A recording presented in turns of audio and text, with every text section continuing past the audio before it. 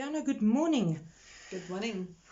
This video we're discussing the wonderful topic of complete and utter exhaustion. I don't have to explain the word, most people know it very well.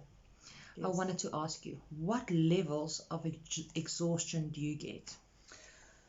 So, most of us know being physically exhausted, doing hard labor work, and when you get home, you just plonk down and you just don't want to move your body.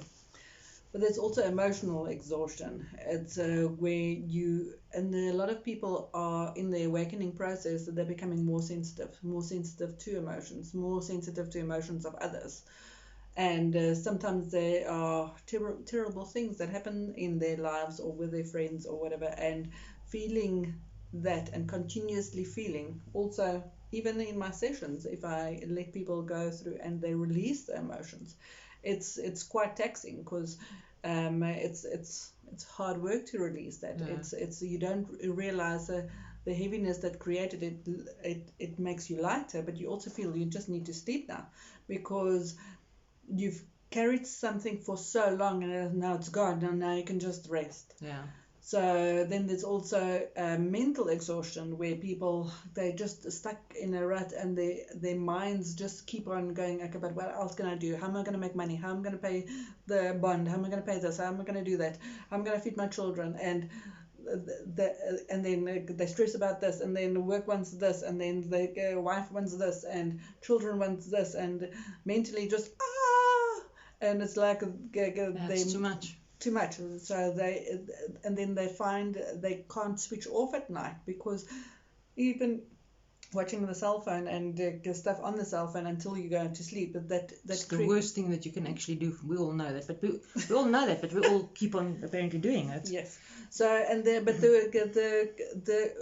I want to say the top of the exhaustion is spiritual exhaustion. It's where you've gone through life lessons that have just knocked you to your knees and ripped the carpet from underneath you, and you just feel like don't want to face another lesson, don't want to go through another experience, don't want any of this. I am exhausted. Yeah. It's like so people come with different levels of exhaustion to me, and I help them where they can actually have rest and sleep and feel rested and rejuvenated afterwards, especially the chakra balancings. Because a lot of people can sleep for 18 hours and they wake up exhausted. They're still absolutely tired. It doesn't feel like you slept at all. No. Yeah. That's fantastic. What is your biggest, or can you tell us one of the stories of a client that you helped with exhaustion?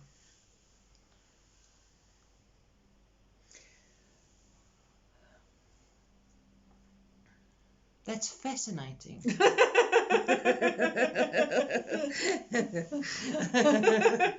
Okay, let me ask you this. People that come for different healing sessions and one of the things that they're battling with exhaustion, do they necessarily walk away feeling energized, or is it sometimes a case of, for 2 days you're going to really feel bad and really feel tired, and you actually feel worse, and you need to actually sleep. You need to have a booking on a Friday afternoon, for instance, so that for the next 2 days, tell everybody that makes you so exhausted, leave me alone so I can literally rest. Yeah. And does it then kick in and you've got more energy and power? Different people experience it differently. So for some, they are on such a high, it's like they're flying out of that room. It's like, are you grounded enough? Please make sure that you're grounded. It's like, I know you feel good, but it's like, because you can just see it on their faces. Others that have dealt with difficult stuff and had to face difficult stuff and release difficult stuff. For them, they need some processing time. Yeah. And sometimes they tend to feel exhausted afterwards, go and sleep, and then when they wake up, they just phone me the next day or they send me a message and say, now I feel better. Yeah. Wow, that was a big thing. Now I can see it. So it has a different effect on different people. So it's not one experience is the same for No, the next. and I think everybody deals with exhaustion differently, and sometimes it depends on the burden and the level of the burden and the frequency of the burden and things like that. So okay, I find that the ones, and I teach the Enneagram as well, the type 1s are usually the most exhausted, because I can they imagine. have so much guilt for not doing anything, because either their dad said, oh, good girls work hard, or idle minds could do this and this, or whatever, and they feel that guilt, they can't guilt. just sit and relax. Yeah. So there was a client in Joburg, she actually said she had a full-time domestic, she's got 4 children and a working husband, and she said by the end of the day she's just exhausted. And I said, but when the kids are at school, why don't you have an afternoon nap? Yeah. I can't have a nap. What is the domestic lady going to think if I have a nap during the day? I think, you pay her. She does work for you. It gives you a break. You need to use that time to recharge yourself, to have the energy for the children.